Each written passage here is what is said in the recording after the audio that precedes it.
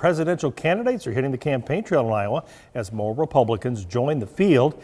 KCCI's chief political reporter Amanda Rooker sat down one-on-one with 3 presidential hopefuls to get their stance on abortion.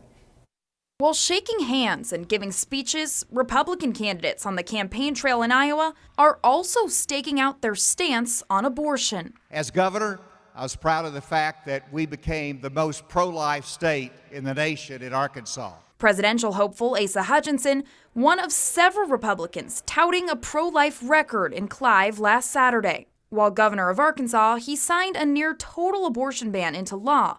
But Hutchinson says his policy as president would look different. As president, I would believe that the states should determine the issue on abortion.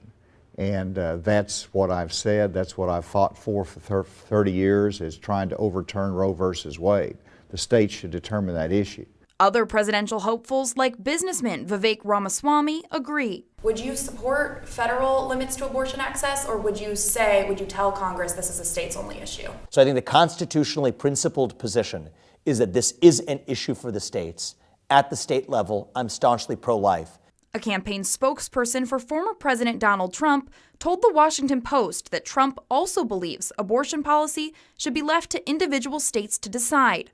That's a stance former Vice President Mike Pence rejects. I think it's more likely that this issue is resolved at the state level, but I don't agree with the former president who says this is a states-only issue. I mean, the Supreme Court didn't turn the issue of abortion over to the states, they turned it over to the American people. South Carolina Senator Tim Scott is also weighing a presidential run, and he also sees room for Congress and the president to take action on abortion. I would be happy to sign the most conservative pro-life piece of legislation that we can get through Congress.